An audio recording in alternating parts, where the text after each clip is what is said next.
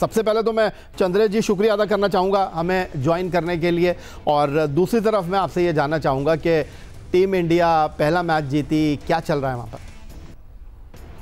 बहुत बहुत शुक्रिया याया भाई, जो आपने मुझे फिर एक बार दावत दिया आपके प्रोग्राम में। अच्छा लगता है आपसे बात करके। आई थिंक एक ऐसा माहौल है इस वक्त कि भारत की टीम और भारत के जो अवाम है वो खुश है अपनी टीम से, क्योंकि ये फॉर्मेट के लिए आइडियल टीम है भारत के पास। बैटिंग जो है मतलब थोड़ा पुराना स्टाइल, थोड़ा नया स्टाइल है उसमें। गेंदबाजी में डेप्थ है, 6 गेंदबाजी ऑप्शन है आपके पास, उसमें से 3 ऑलराउंडर हैं, तो काफ़ी डेप्थ है लाइनअप में और इसलिए कॉन्फिडेंस है लाइनअप में। और अगर आपने देखा होगा पहले मुकाबले में भी जब बांग्लादेश के खिलाफ थोड़ी दिक्कत हुई थी भारत को, जब वो चेस कर रहे थे, क्योंकि पिच थोड़ी डिफिकल्ट थी। आप देखें कभी भी ऐसा लगा नहीं कि वो ज़्यादा मुश्किल में है, क्योंकि आपके पास आने वाले बल्लेबाजों में केएल राहुल थे, हार्दिक पांड्या और फिर रविंद्र जडेजा, तो आपके पास बल्लेबाजी नंबर 8 तक थी, तो वो आपको कॉन्फिडेंस देता है एज अ लाइनअप। और यही चीज़ मेरे ख्याल से कुछ हद तक भारत के लाइनअप में मिसिंग था 2023 के ओडीआई वर्ल्ड कप में, क्योंकि आपके पास तब सिर्फ और सिर्फ हार्दिक पांड्या थे। चंद्रेश जी 228 किए दुबई में बांग्लादेश की टीम ने, और एक मरहले पर ऐसा लग रहा था जब उनके 4 खिलाड़ी 50 के अंदर आउट हो गए थे कि क्या ये 150 भी कर पाएंगे या नहीं कर पाएंगे, लेकिन मुझे कहीं ऐसा लगता है कि राहत महसूस की होगी भारतीय टीम के ड्रेसिंग रूम में कोच गौतम गंभीर ने, क्योंकि वो बिल्कुल नहीं चाह रहे होंगे कि एक कम स्कोर उनको मिले। और पाकिस्तान के मैच से पहले दुबई में उनके बल्लेबाज जो हैं सीधा मैच जीतकर पाकिस्तान से मुकाबले के लिए मैदान में उतरे हैं। 228 के जवाब में भारत ने 231 किए, शुभमन गिल ने सेंचुरी की, कोहली बड़ी इनिंग नहीं खेल सके, लेकिन केएल राहुल और रोहित शर्मा ने 41 रन किए और अच्छी बैटिंग प्रैक्टिस मिली है टीम इंडिया को। वो एक तरह है देखने का। मेरे हिसाब से मैं इस तरह से देखता हूं कि अगर फील्डिंग और बेहतर होती तो शायद 228 चेस करने का मौका ही नहीं होता। करीबन 2 कैच ड्रॉप किए भारत ने और एक स्टंपिंग मिस किया केएल राहुल ने। तो ये जो छोटी छोटी चीजें हैं ये आपको दुरुस्त करने की जरूरत है एक बड़े मुकाबले से पहले। और रविवार को एक बड़ा मुकाबला है, उसके बाद सेमीफाइनल फाइनल अगर भारत पहुंचता है, तो इस तरह की आप मिस्टेक्स कर नहीं सकते। अगर आपको इस तरह के टूर्नामेंट जीता है जहां पे एक भूल होती है और आप घर जा सकते हो, ये चीज आपको बड़े ध्यान से अपने काम पे फोकस करना पड़ेगा। एक भी गलती आप कर नहीं सकते, ये मौका नहीं देता ये टूर्नामेंट गलती करने का। ठीक हो गया, बिल्कुल बजा फरमाया आपने। होम ग्राउंड पर टीम पाकिस्तान 3 न्यूजीलैंड से हारी, लेकिन उसके बावजूद जब भी पाकिस्तान और भारत का मुकाबला होता है तो एक्स क्रिकेटर हों या टीम में मौजूद खिलाड़ी हों, वो इस बात से बेहतर अंदाज में अवेयर रहते हैं कि भाई ये जो पाक इंडिया मैच है ये यूरोप के अंदर होता है। मैच से पहले दोनों मुल्कों के शायकीन, दोनों मुल्कों के एक्स क्रिकेटर इस बात का तज्जिया तबसरा करते हैं कि हमारी टीम ज़्यादा अच्छी है, लेकिन ग्राउंड ये फैसला करता है कि कौन अच्छा है। आसाब की जंग में कौन अपने आप को कंट्रोल रखता है। बिल्कुल बिल्कुल सही कहा आपने। और ये कहना बहुत आसान होता है कि ये सिर्फ एक खेल है, मतलब जस्ट अनदर गेम, और ये वो सब, ये जो बिल्डअप होता है आप बेहतर जानते हो मुझसे आया भाई। अब देखिए संडे को मैच से पहले सब जगह टाकरा चल रहा होगा और बातें कर रहे होंगे। कुछ फॉर्मर क्रिकेटर्स को तो दोनों टीमों के खिलाड़ियों का नाम भी नहीं पता होगा, फिर भी वो तंजिया कर रहे होंगे और बातें कर रहे होंगे कि ये हो सकता है वो हो सकता है। तो ये सब तो हमने देखा ही है। और तो ये बात ना, मतलब जब पहली गेंद डाली जाएगी ना, उसके बाद आप देखोगे कि पूरा माहौल बदल जाएगा, फिर खेल पे फोकस होगा। ये मैच से पहले ये बिल्डअप होगा। ये कहना बहुत आसान है कि ये वो बिल्डअप नहीं रहा, वो खिलाड़ी नहीं रहे। ये वो लोग कहते हैं जो मतलब वो 80-90 के क्रिकेट देखते आ रहे थे, तो वो चाहते हैं कि दोनों तरफ उस तरह के खिलाड़ी हो।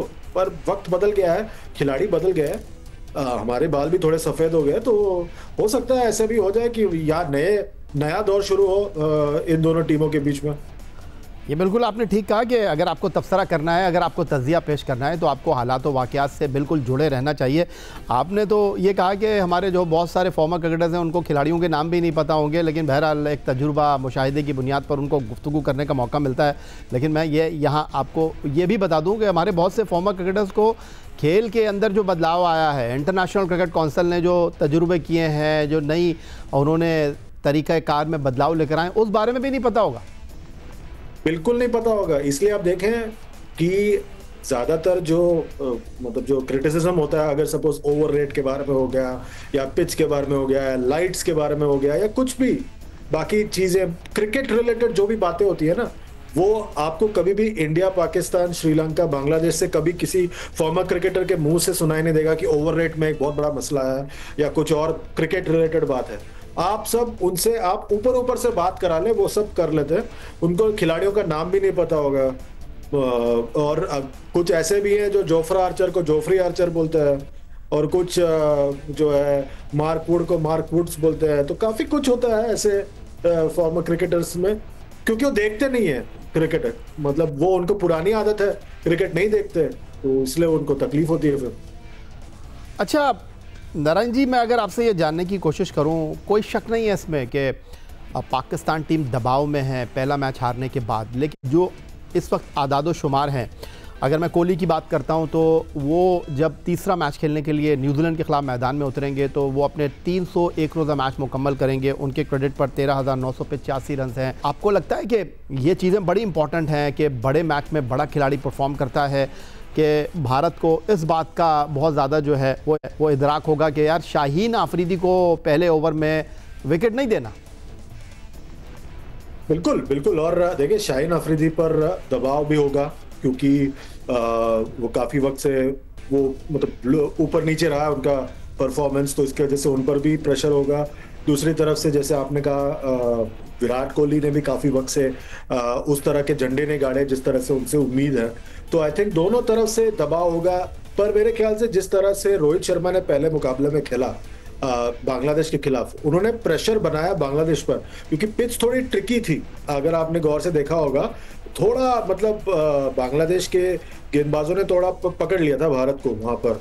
और आई थिंक दैट उसको देखते हुए मुझे लग रहा है कि रोहित शर्मा ने बहुत ही समझदारी से बल्लेबाजी की वहां पर। उन्होंने टोन सेट किया, पावर प्ले में 70 रन बना लिए थे उन्होंने।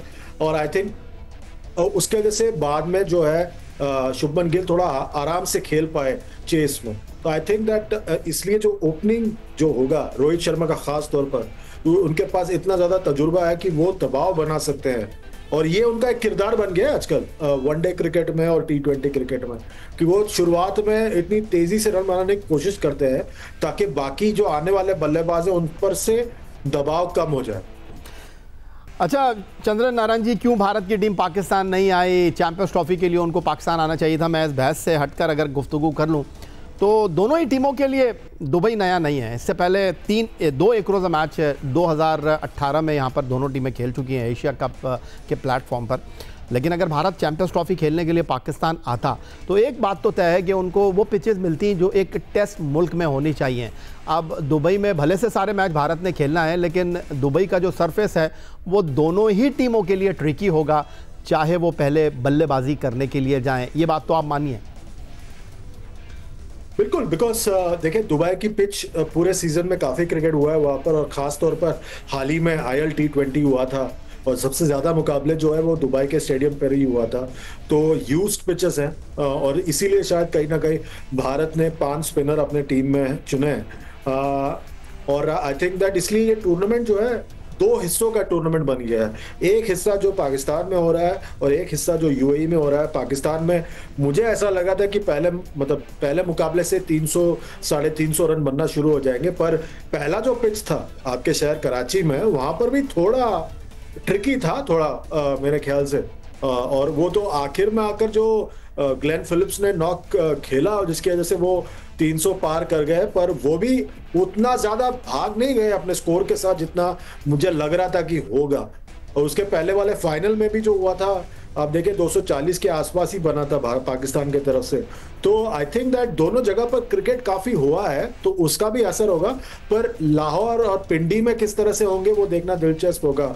आई थिंक इसलिए ये टूर्नामेंट बहुत ही ज्यादा दिलचस्प है, क्योंकि ये वनडे फॉर्मेट में, और ये अगर ये टूर्नामेंट हिट हो गया याया भाई, तो वनडे क्रिकेट के लिए इससे बेहतर कुछ नहीं हो सकता।